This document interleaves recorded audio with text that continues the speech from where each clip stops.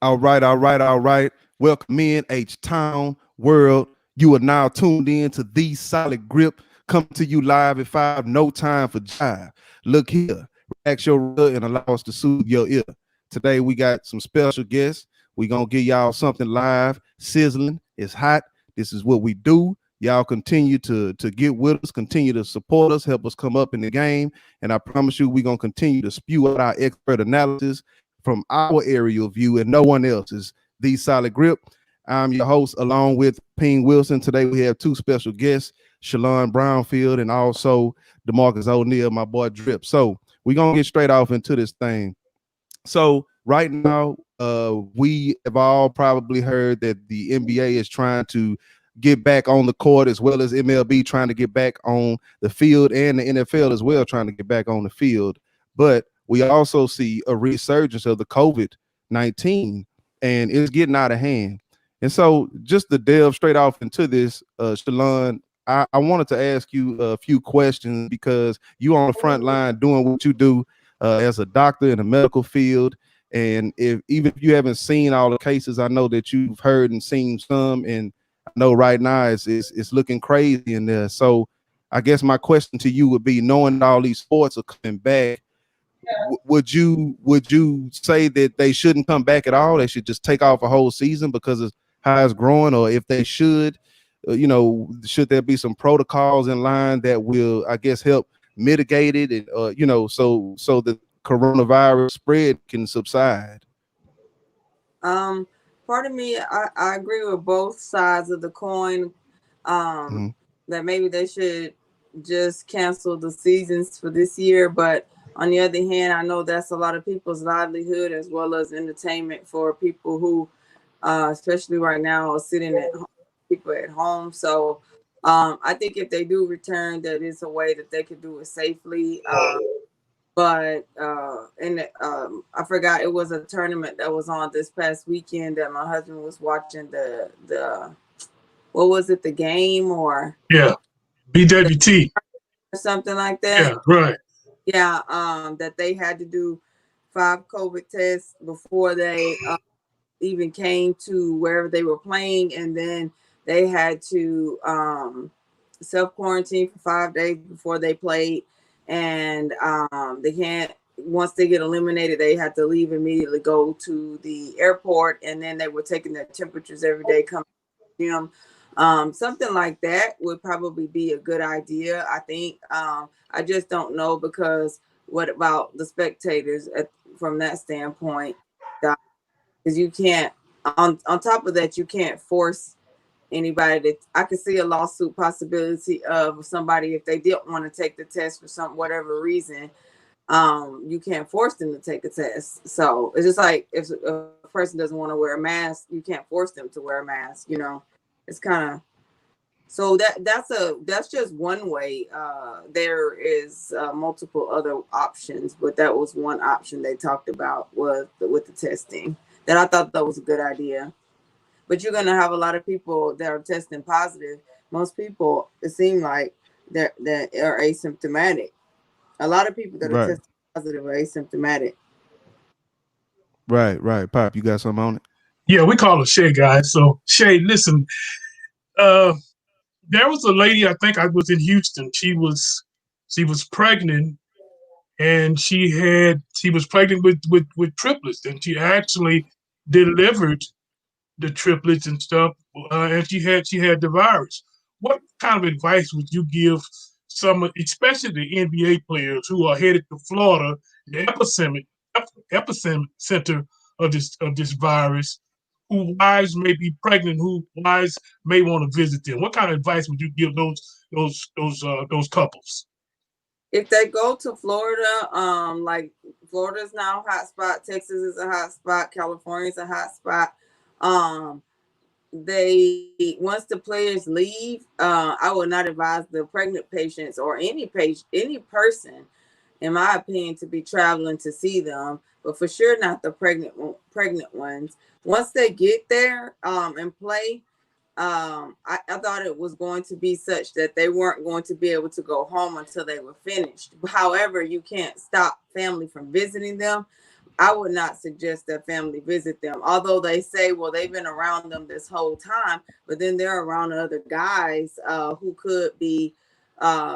If you start letting every family visit, these guys were negative, all negative, and now all of a sudden you're going to have some positives because you're going to have some. They can't just be in a bubble. You can't live your life in a bubble the whole time. You can go to Walmart and get it. You can go to the dollar store and get it. I mean, it's anywhere, it's everywhere. I for sure wouldn't. They should not travel before they even see their husbands again. Either them and or their husband should have a negative test. But keep in mind that the test is such possibility of false positive and false negative. So if the test tell you that you're negative, it's happened in my office. And then 5 days later, you did a blood test. And then another day you did a swab test. The blood test comes back negative, then the swab test comes back positive because the blood test is faster. The swab test takes longer to get back, but it's more accurate. Then what? So the best thing to do is for them to stay separated. So once the end of the season, then they need, in my opinion, a 14-day quarantine. What are they going to do it away from the husband? I don't know, but I wouldn't take a chance. Man, that is tough, man. Go ahead, Pop. Hey, is it true that if once you've had it, you can't get it again, or is that just fake news? Pretty much feel, unless it continues to mutate like the flu. The flu is one of those. I think I've only had it twice in my life. I haven't gotten vaccinated in the last few years because I have reactions to it. And even when I was getting it every year, like I said, I've only gotten it twice in my life, so I have antibodies. But the flu virus changes every year. So most people that I know that have gotten it, whether I'm not sure, they might have been around people now that they might have had it and they not know it, that they're pretty sure that you would not get it a second time once you have antibodies. Man, I wanted to add something, and this might sound crazy, but my papa alluded to something about, someone having triplets, and the individual that was actually giving birth had the virus. Have there been any cases, and I don't know if this is classified, but out of curiosity, has there been any cases where a mother has had the virus and the child has contracted it through birth? Not that I know of. Not that I haven't taken care of anybody like that, and I haven't seen anything in the literature because I don't trust the news. As you guys don't know, like the main 98% of what the mainstream media says is lies, or I say lies, propaganda, or sensationalism. If you want to do your research, you got to do your own research. Maybe use the news if you're gonna look at it as a jumping board to go and research it for yourself. So no, as far as I know, so I go whenever I hear stuff like that, I'll go to the literature, I'll go to even a Google search, but to a reputable, a reputable website or something like that, like a medical website, WebMD or something like that, and look up stuff, even up to date. There's quite a few of them that I look at, Yeah. So yeah, man. Go ahead. I'm sorry. Propaganda. I'm not saying there is not a chance. What we do, I haven't had a patient that was delivering that had it, but if a mom that has a symptomatic case and is delivering, as soon as the baby's born, they separate the mom and the baby until I guess the mom ends up coming back with a negative test or her symptoms are gone. Man, that's tough, man, to be separated from your child like that, especially as soon as you've had them and have to be quarantined and allow those things to go down. I couldn't imagine that. Obviously, I'm not in there having no babies, but I have an expecting wife right now and 2 children already here, but an expecting wife, and just that kind of segues into my next question for you. Right now, I have a wife that's expecting. And if all goes well with the pregnancy, then sometime around February is when she'll be, when the baby will come. So do you think at that time in February, knowing, all the red tape that, medical staffs have to go through, and scientists or whatever, chemists, to come up with some type of vaccine, do you think by February it will be mitigated, or do you think that we've kind of been pushed back in our time as far as getting vaccination for the COVID-19?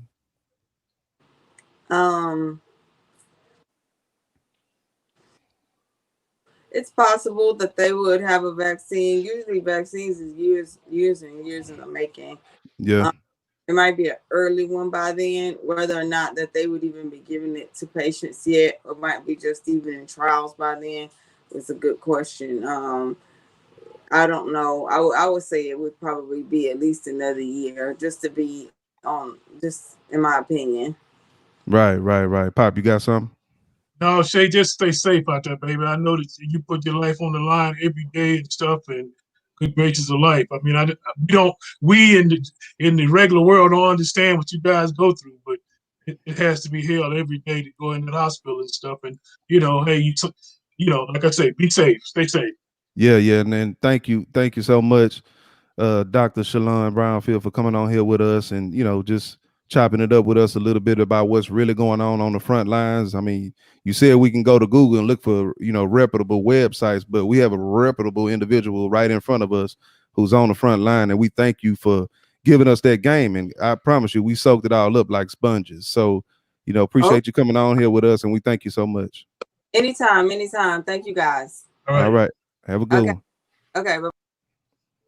All right, fellas, what's going on? And then there was 3.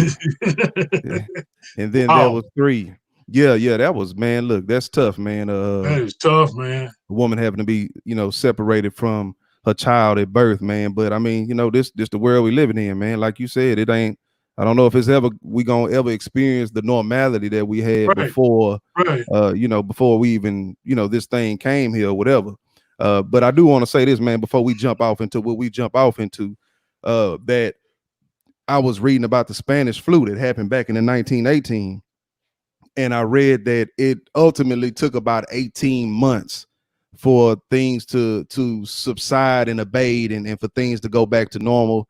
They had come up with a vaccination, and I do believe that they're fast tracking that vaccination so that people can get well and we can really mitigate this thing and get the numbers down, man, and get back to 100%, man. But look, we're going to jump off into this fire right now. So I'm going to turn it up an octave. All right. So look, man, fellas, right now, man, I'm excited, man. Like, hey, I know pandemic is going on right now, but man, I'm excited for coming back because just like you, Pop, just like you, D-Mark, y'all are sports lovers. That's what I am. And I've been deprived, man. And it looks as though we gonna have the NBA back. I know the NFL is coming back. Come hell or high water, they coming back, no doubt about it. And the MLB have come to an agreement, and it looks like they're going to come back there in spring training right now. But there's something on the horizon, man, that we must cuss and discuss about, man. And that's the doggone Washington Redskins, man. Okay, so look, right now, the whole BLM movement, okay, they chopping heads, man, and taking names. They now I don't know everything about Black Lives Matter movement, the movement, okay, not Black Lives Matter in a sense, but the actual movement. But I do know one of the things that have recently happened is a flag has been raised at I forgot the name of the field, but the San Francisco 49ers field, a Black Lives Matter flag has been raised up with the American flag and also the California flag. But now the BLM is seeking for the Washington Redskins to change their name. Okay. And I don't really know how I feel about that, but I'm not Native American to feel like, hey, I might be, confounded by this. Like, man, why has this been here for this long? You know what I mean? So D-Mark, man, you our guest. I'm gonna ask you, man, how do you feel about Washington having to change their name? Should they? And do you have anything you think they should turn it to? Well, I agree. I agree with the situation because of this. Like with the Redskins, the whole I read up about it and stuff like that about a Native American. I believe that no team should be named after someone's culture. If you want to with Washington Redskins, you gotta continue on and go with the baseball team, the Cleveland Indians. Um, it's sad, you know, that as an organization that they put themselves in that position. You know, like, come on, man, everything that's going on, I believe it should have been changed way four more years before. But you know, they got that clout. They won 3 NFL championships, and that name is just stuck on a little bit too long, man. I mean, that's somebody's reality. Like I say, they race, their heritage, where they come from. You know, and I don't think our community will take it well as a professional team. Let's say the Houston Negroes. You know, we feel some type of way about that. So I agree with them changing the Redskins name. Yeah. I got Pop. What about you, man? What you got on? Woo, man. Okay. Listen, man. I've done some research. Okay. This is where Redskins came from. When the Indians were naturally here first. Okay. They were the first inhabitants of this country we live in. Okay. And so when the Europeans started coming in, they started taking their land. Okay. And so what happened was when they would go, it would be a tribe of Indians. They would go and kill them. Okay. Scalp them. Okay. And so if you pull my skin off, you're going to get red. Okay. So this is very offensive, man. I mean, this is very offensive to the Indian population and stuff. And they, listen, for years, they've been trying to get this changed. And just think about it, guys. Let's go back 6 weeks ago. George Floyd. Isn't it amazing, man? Isn't it amazing the change that this guy, his death is causing? Okay, so that said, listen to this now. What about Red Tails? Okay, and let me just tell you what the Red Tails were. The Red Tails were an all-black squadron of fighter pilots, all black now, that fought in World War I. Now, Daniel Snyder, if you want to make some haste, if you want to really, really do some things and stuff, name your team the Red Tails. Now, some of the other names that they talked about was the Hogs, the Braves, the Americans, a couple more here and stuff. But hey, man, it's time. You guys, I like that. You listen. Hey, you guys are the forerunners. Okay, we let a lot of stuff go, man. And as a baby boomer, I apologize to you guys. But listen, man, it was so much fear. We had so much fear that if we did this and we did this and we did this, we lose our jobs, we get beat, our house get burned down, our church would get burned down. Hey, man, I am so excited. I don't know what to do. And these other subjects that we're going to get to all tie in to not only Black Lives Matter, but my man George Floyd and the way the Lord has used his death to bring about change in this country, man. And I'm gonna say this: get your pocketbook ready, get your bank account ready. You guys gonna get reparations. I hope I'm still alive to see it, but you guys gonna get paid. Hey, think about it. Everybody else done got it. Every other native of this country, I mean, people in this country have gotten reparations. You guys gonna get it, man. So get your bank account ready, dog.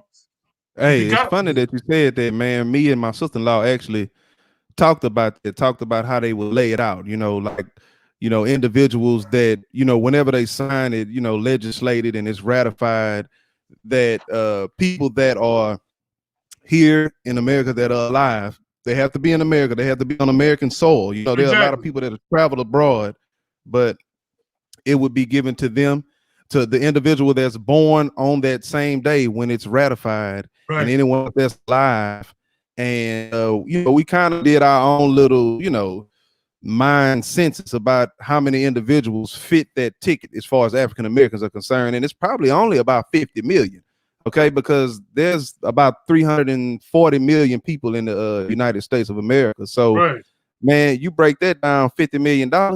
if because see what you want to do when you do reparations, and you know, we digress, but what you want to do with reparations is you want to do something, as we said, that's life changing, right? If you give somebody $30,000, they're gonna blow that on a car or some jewelry or whatever, you know, clothes. That's not enough money to change somebody's life. But if you give 50 million people $5 million a piece, at least half of that population is going to have generational wealth, because they're going to take that $5 million and they're going to flip it for the family that they have living and for the individuals that come behind them, you know? And so I don't want to get off into that too much, because man, that's a whole show right there, man. Reparations.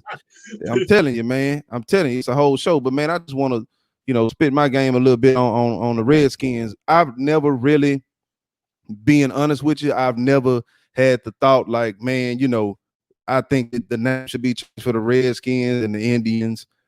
And a lot of the times people don't think about things like that when they're not the individuals that are dealing with it. You know, the same argument can be made for how, you know, black people are relegated in this country, you know, especially with police officers and just positions of power and you know, seats at the table. But as I think about it, Mark, you alluded to something, man, that really put it on my mind, man. Would I want a team to be called the Houston Negroes? Like, how would that make me feel? You know what I mean? That would kind of, you know, it tapped my hide a little bit. You know what I'm saying? Like the Houston Negroes. Like, what's up with that? You know, people would be in the stands with black faces and all that. You know what I mean? Just yeah, I do think the Red Tails is good. Pop, by the way, you might not have known this, but I actually have a great uncle that was a Red Tail, man. And it was actually in World War II. I do. A guy by the name of, I believe his name was Earl Rand. Okay. He was actually a Red Tail, man. Okay. Yeah. I found that out, you know, from my grandma, man. Look like we lost D-Mark, man. We'll get him back in here. But yeah, man, I found it out from my grandma, man. And you know, I was amazed at that. You know, I was amazed to see that, hey, man, we got that kind of, you know, people had that type of valor and bravery, man, in our family, man, you know, that did that. And you think about this, Pop, and I know, again, we digressing, they fought for the future, right? Yeah. Here you are in the height of Jim Crow, right?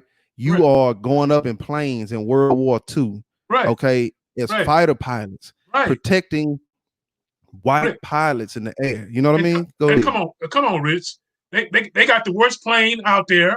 They probably, if it was short of fuel, you know, they got just enough fuel to make it and stuff. Come on, man. Come on. Yeah. Brothers out there doing it, man. They out there doing it. You know, you're not gonna tell me you're talking about World War I, World War II.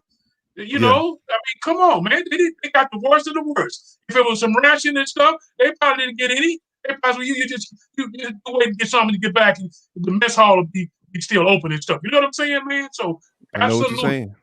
I mean, you really want to make a mark?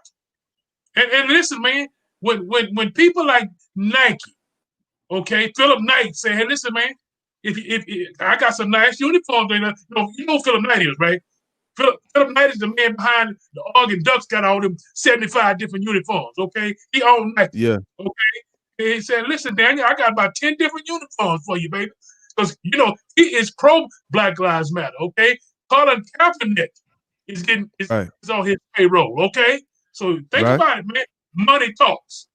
Money talks, and white America understands that, because trust me, man, it's not us out there in the streets demonstrating is getting them to make these moves. These big companies, man, they putting pressure on them, man. Like withdrawing.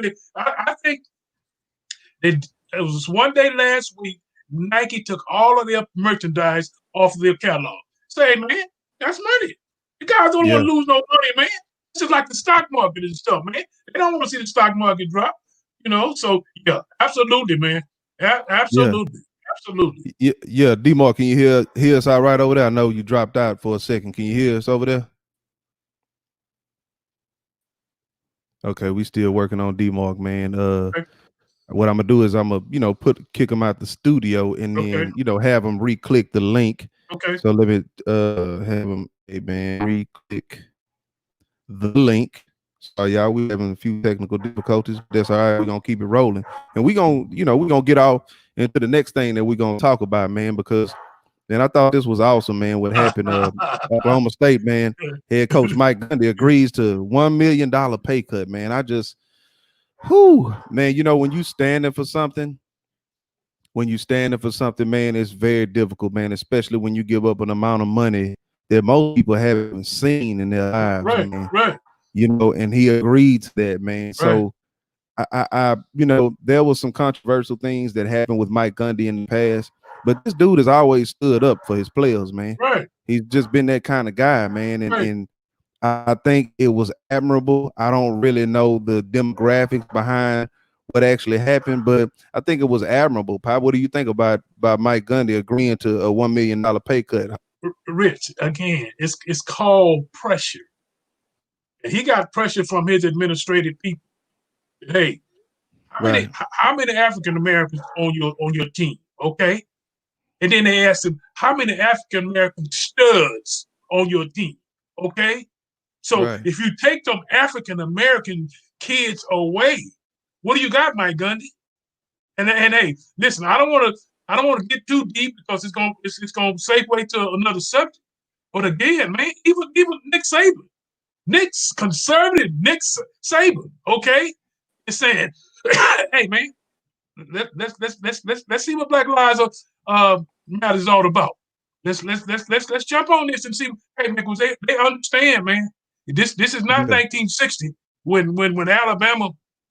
When University of Texas won a national championship in 1969 with Darryl Raw, and he had all white team, and they asked him, he said, well, Darryl, why don't you have any blacks on your team? He said, because I don't need them. And hey, guess what? When Alabama started bringing them in and kicking butt, Darryl Raw got him one, and 2, and 3, and 4, and 5, okay? And one of the first ones was the Tyler Rose, Earl Campbell. So, yes, sir. Yes, sir. Well, that's one of the big reasons the Pittsburgh Steelers fan, right? Exactly. Yeah. One of the big reasons, man. Because, like I said, man, I kind of followed them and stuff because of Bradshaw and Frank Lewis and stuff. But when my partner Sidney Thornton, bless his heart, I hope he's okay, man. He was in bad shape last time I heard and stuff. But man, when I started talking to him and he said, man, there's something different about these white guys, man. I said, what do you mean, man? He said, man, they love brothers, man. I said, what do you mean? He said, man, let me tell you, man, they love brothers. And I didn't understand that until I met Chris Howell. You remember Chris Howell, don't you? Ring? Chris Howell. Ring. Oh, okay. Yeah. Absolutely. And Ring got to talk to me, and I was saying, man, that's nice looking chick there. I said, she white. So, what do you mean she white? She white. I don't date no white women and stuff. I said, well, what's wrong with you? Man, I don't date no white women. And I said, really? And we talking about a white guy now, okay? And I'm thinking to myself, but when I got to know Chris, Chris was as black as I was, okay? His skin might have been pale and stuff, but he was on the inside, he was the same color as I was. And so that's what made me think about when I thought about the Rooney family and the Rooney boys and stuff. When they hired Mike Tomlin, man, trust me, there were so many more people more qualified than Mike Tomlin, it wasn't even funny. As a matter of fact, nobody had ever heard of Mike Tomlin. But when Mike Tomlin went in there for that interview, and he blew them away, like, what? Oh, my man, who is this? And get this. You know who his boss was? Tony Dungy. He had worked with Tony Dungy. And so he called Dungy and said, man, they offered me the job, but they didn't offer me for $1.5 million. He said, take it. Tony said, take it and do your thing, okay? So, yes, sir, man. Yes, sir. Already. D-Mark, are you with us, man? We still experience some technical difficulties?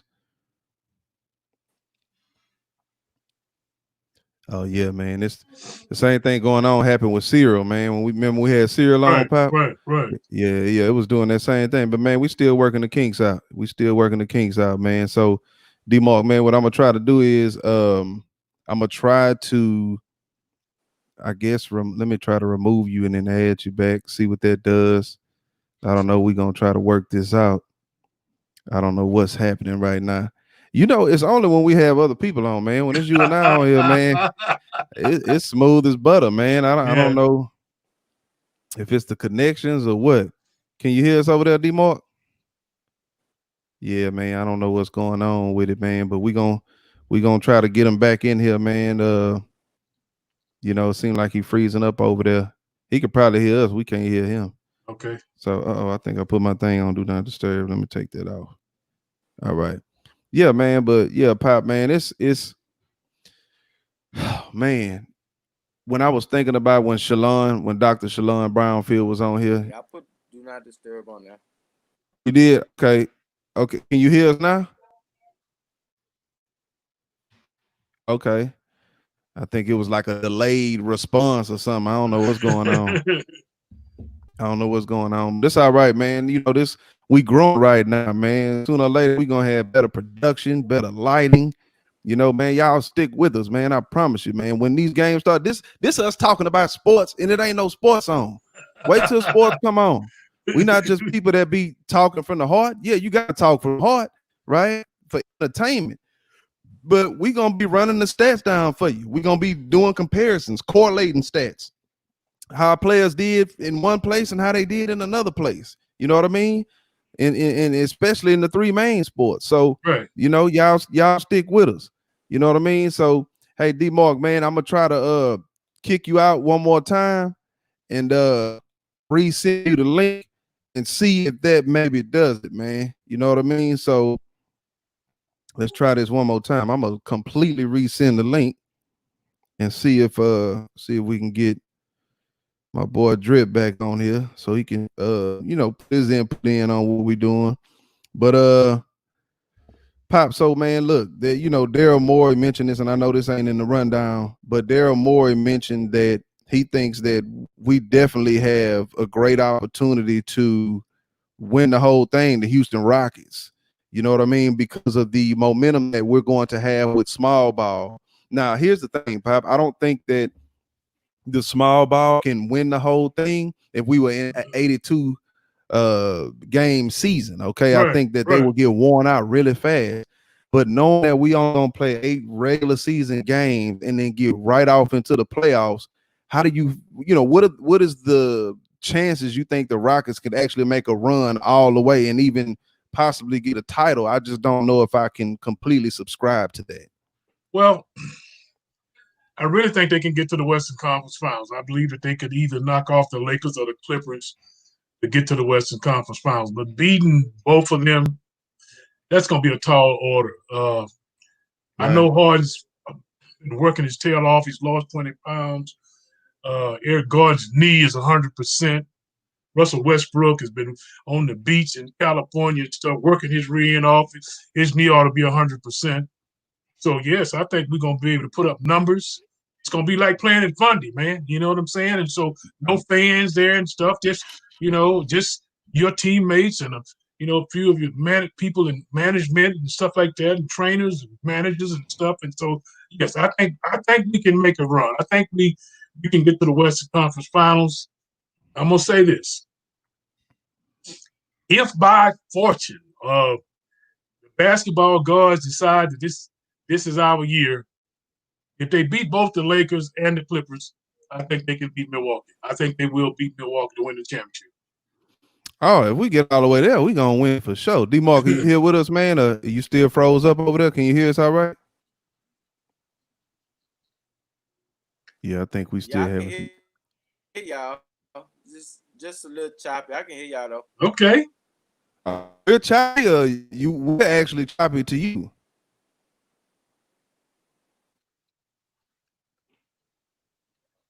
Okay. It's going to be a response in like 5 seconds. They can't. Yeah, I mean, we can hear you, but I think you probably said something like 15 seconds ago, and we just heard it right now. You know what I mean? But yeah, sometimes it does that because we had somebody on at one time, and I think when we dropped out, things start doing that or whatever, man. It's the low bandwidth. But man, look, if we don't get you back in here, man, you definitely gonna get back on this thing. So, but yeah, man, if you whenever you get back in, man, just time in with us, let me know. Is it still choppy right now?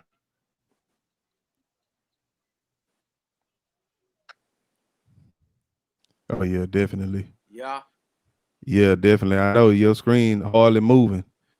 I don't know. I don't know, man. We gonna work through it though, man. I But know that's why I keep moving side to side.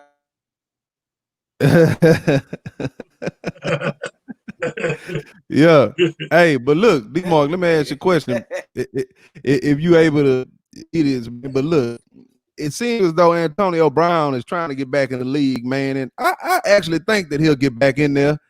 I think that he played himself last year. He was tripping, man. He was on some drugs. He was on that powder or something, snorting that cocaine right up his nose, man. There was something going on with him. I can't call it. But he's trying to get back in the league. And there's somebody right now that's lobbying for him hard. Now, I know they said that he might come to Houston. I don't think that's going to happen. But the Seattle Seahawks, okay, the Seattle Seahawks are lobbying. Russell Wilson is lobbying for Antonio Brown. And to have Antonio Brown with the Seahawks and had the young boy on the, the next coming of Antonio Brown on the other side, the guy from Ole Miss, right? Right. Yeah, like, do you think that Antonio Brown has an opportunity to get back in the NFL? And if so, do you think Seahawks is a great place for him to go?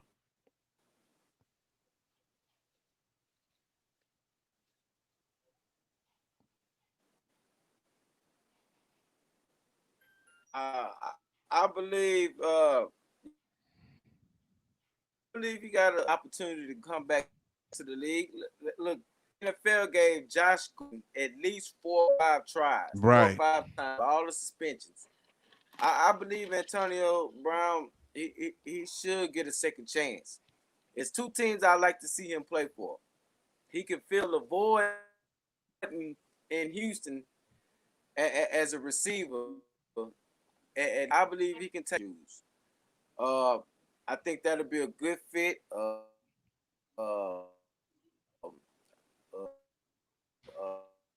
good structure.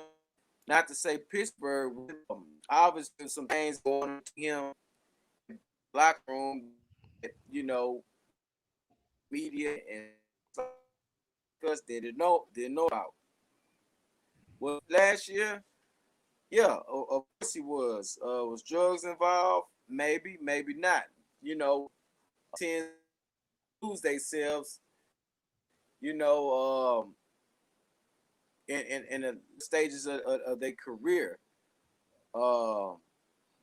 Another team I like to see him play for. I know Ping. I think him in Baltimore, man. I love this man. Oh. Man, Don't do me like that, Drip. I mean, good Lord, man. They have to go against him twice a year. All these and right now, if he doesn't play in, no question. Here's the thing, man.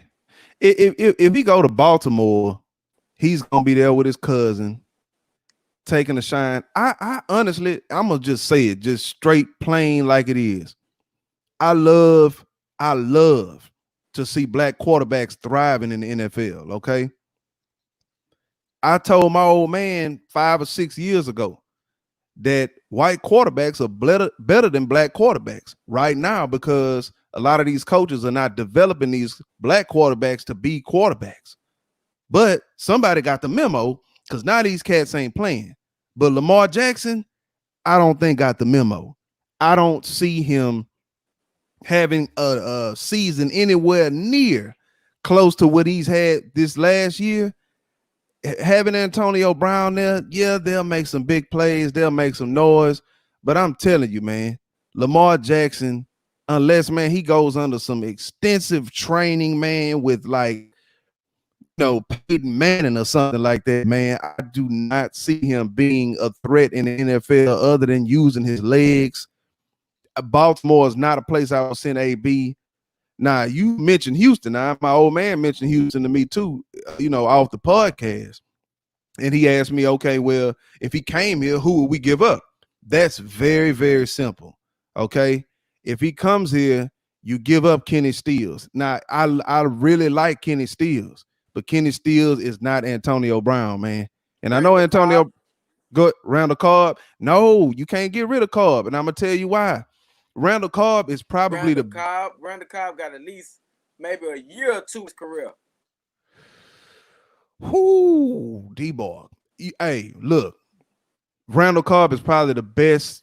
I would probably say the best in the league when it comes I to believe slot that's receivers. botched up, man. Wow. I mean, I wouldn't be mad at that. If they got rid of Randall Cobb, I wouldn't be mad, but I just think you need a guy like that. He's one who's better than him in the slot. You know, maybe Julian Edelman, maybe. Who else is better than Randall Cobb in the slot? Ain't too many guys, man, and you need that guy to lean on, especially if you don't have an all-worldly tight end, man. You know what I mean?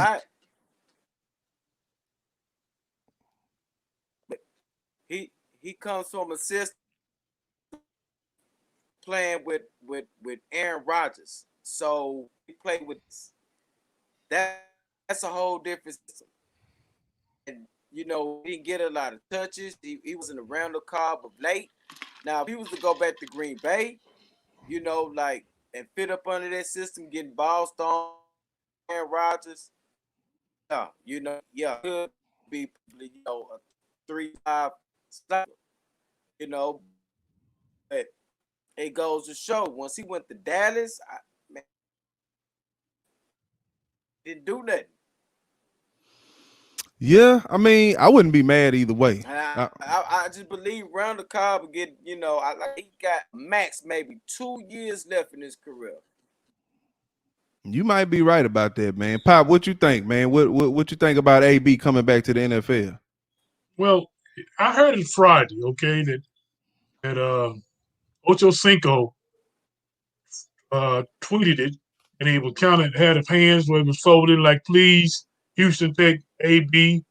And then I think it was your quarterback that said, Antonio Brown thinking about coming to Houston. And so, I think he made a little murmur.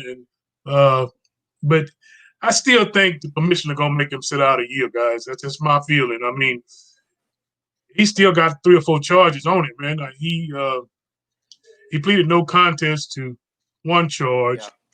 And I think another charge they might have dismissed, but he still got the rape charge, man, and that's pretty serious, man. So, before I signed him, I would make sure that the commissioner had released him to come back and be an everyday player, because, like I said, at this point, I still think he may have to serve a suspension for that rape charge. And like I say, it hadn't been solved yet. They hadn't gone to court yet, so. Yeah, I mean, he's still a great player. Probably going to be a great player for another 3 or 4 years because the man take care of his body and stuff. But before I signed him, I would make sure that, I could have him every day. Right, man. Well, we definitely going to see what happens.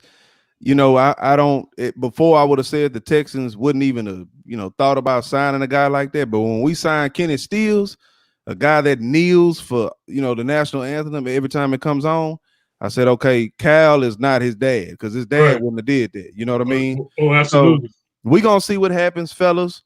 But, man, look, like they say, man, the clock on the wall says that's all. So, man, look, we thank everybody, man, who's going to watch this show or who peeked in for a second. Like, comment, subscribe, help us come up in the game. We're going to always give you our expert analysis on all things sports, okay? The main 3, but all things sports, okay?